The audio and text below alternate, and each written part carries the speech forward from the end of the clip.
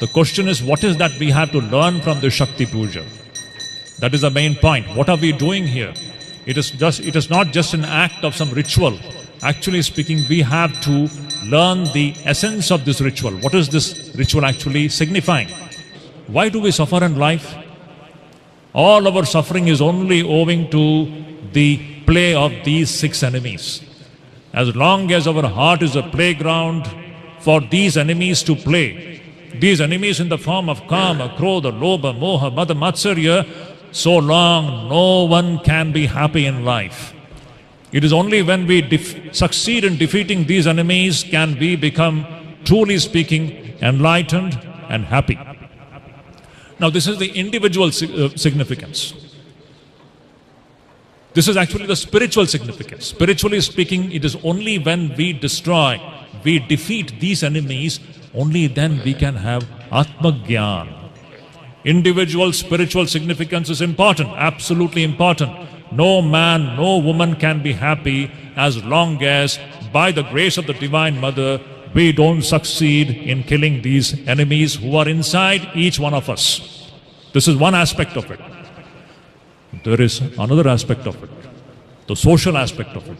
The social aspect of it is equally important, and in today's scenario, I shall say it is more important. What is the social significance of this Shakti Puja? Number 1, remember, what is the place of woman in our society? This is the first point that we have to understand. Every woman is the form of the Divine Mother, nothing less than that. Today we come to know all kinds of things happening with our women folk in this country. That is the saddest chapter with which we have to deal with. Every day we get news how women are mishandled. Now how are we going to face this challenge? This is a very important thing. The remedy to this disease is awakening of the Shakti. We have to awaken this Mahishasura Mardini spirit. This awakening, this worship of Ma Durga as Mahishasura Mardini. Just imagine what a beautiful thing it is. She is Ramya Kapardini. Jaya Jaya He Mahishasura Mardini Ramya Kapardini Shailasute. She is Ramya Kapardini. Ramya Kapardini means she is beautiful with locked hairs. But if she is beautiful, if she is soft, she also has got her terrifying side. She is merciless. She is infinitely strong. She can vanquish the enemies. So by worshipping Ma Durga, it is actually the awakening of this other side which is hidden in all of us. So all of our women folk should understand, they are not weak. They are all powerful. If situation demands, they should know how to become ruthless. This is the other side of this entire Shakti Puja. You will see, if you read the whole Chandi, it is all Ma Durga's merciless and ruthless vanquishing of the enemies. It is all Shakti, Shakti and power, valor, strength. There is not one drop of weakness anywhere. This is the one lesson that we have to learn. Especially the women folk, if they may have to face such situations, in such situations they should know they can do anything and everything because that Shakti is inside them. They only need to awaken this sleeping, dormant Shakti which is inside each one of us. Second point. This Swami Vivekananda also used to speak, in this second chapter of the Durga Saptashati, where Ma Durga comes to kill Mahishasura. How did Ma Durga come into existence? You know the story? I hope all of you know. When Mahishasura had taken over all the heavens, all the gods were running helter-skelter. And these gods, they went to Brahma, Vishnu and Mahesha, saying that what to do, Mahishasura has come and he has conquered our heavens and we are helpless. Please help us. And then what happened? That is the most important thing. All these gods were having powers. They had powers with them, but their powers were all scattered. If our powers are scattered, we cannot face the enemy.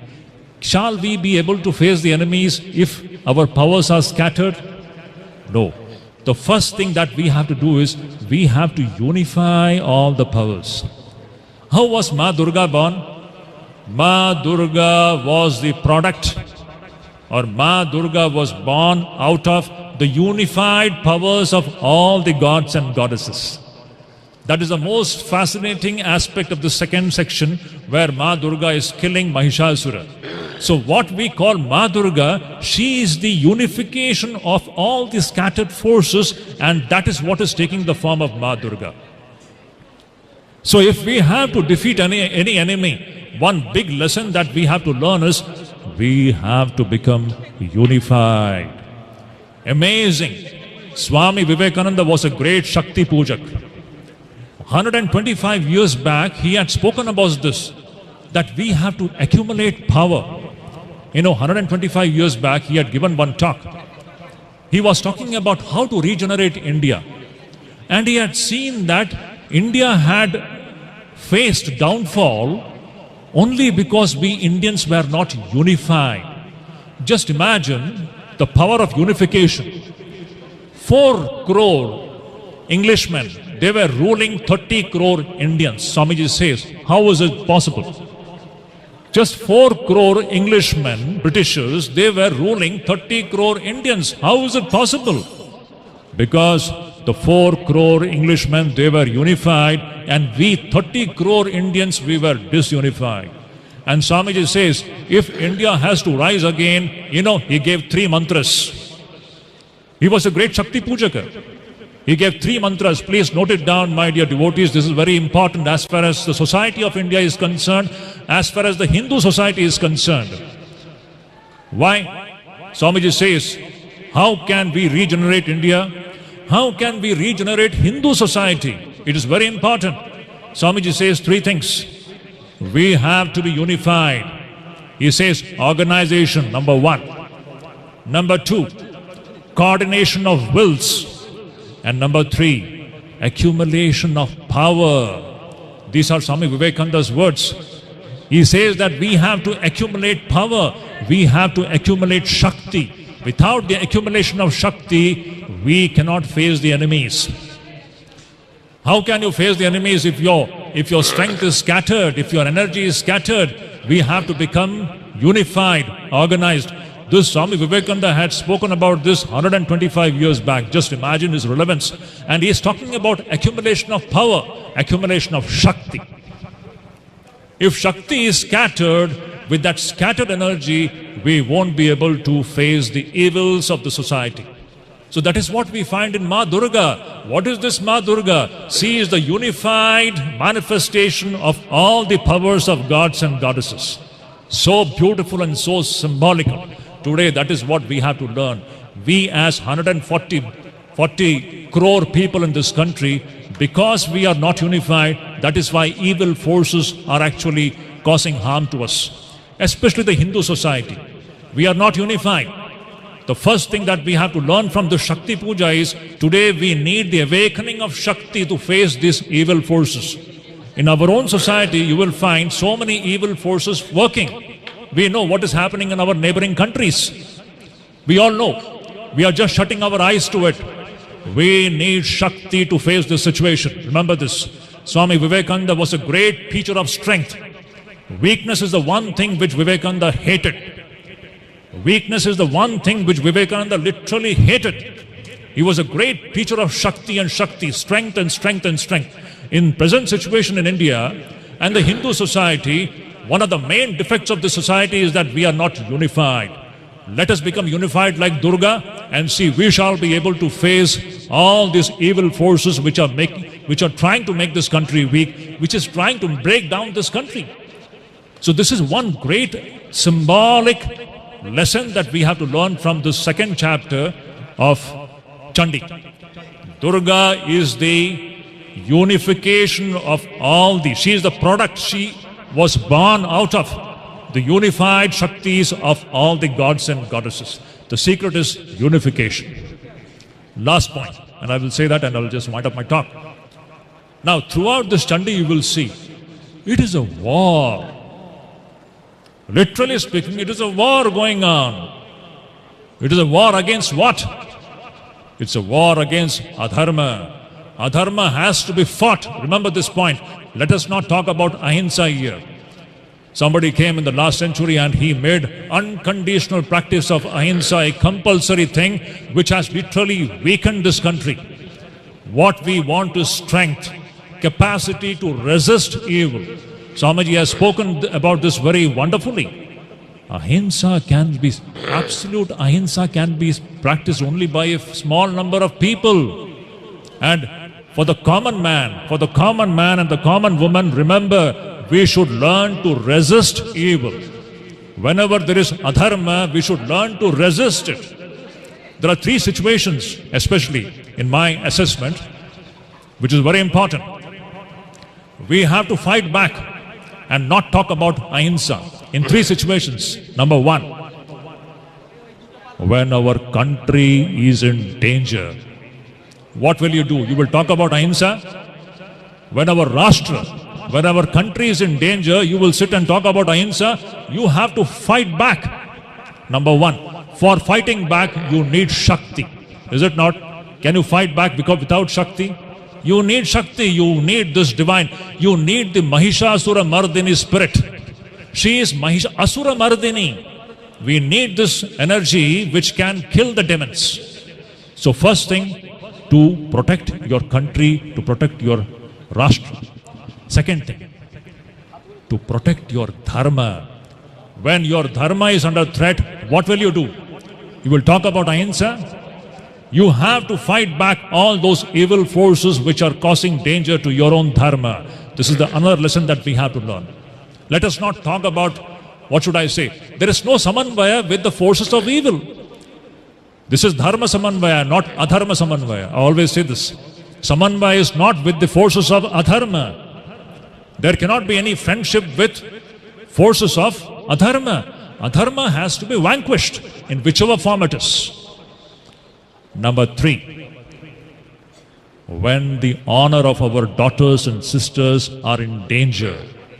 Tell me, when the honor of our own daughters and sisters are in danger, will you be talking about ahimsa? This is nonsense. You should learn to fight back to preserve the honor of our own daughters and sisters and wives. Is it not? So ahimsa, the practice of ahimsa, it is conditional. It depends upon the circumstances and situations. In all situations, you cannot do that. For the common man, the teaching is you have to resist evil. And if you have to resist evil, you need Shakti. Now, this is the great message that we have to actually learn from the Shakti Puja. To wind up this talk, I'm not going to drag it any further. This great Maharaj is so kind.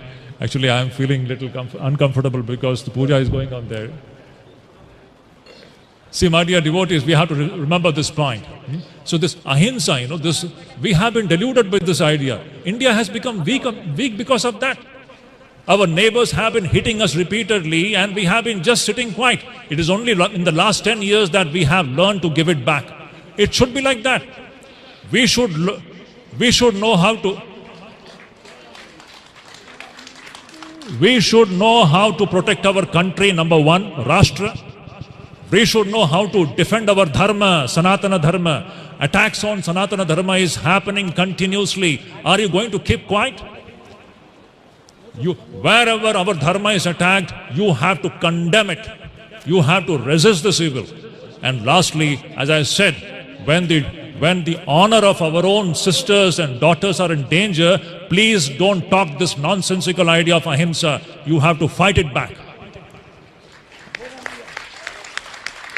And for all this, my dear devotees, you need Shakti. Without Shakti, it is impossible. We have to be united. That is why Swami Vivekananda said, without Shakti, there is no regeneration for the society. So, my dear devotees, this is the extract of this wonderful Shakti Puja. We should remember that it is by awakening this Mahishasura Mardini spirit. It is only by awakening this spirit that we can, really speaking, make our country and our society what it is. When we go back from this puja, we should understand that this Mahishasura Mardini spirit, the spirit the martial spirit. This martial spirit is very much essential today in India.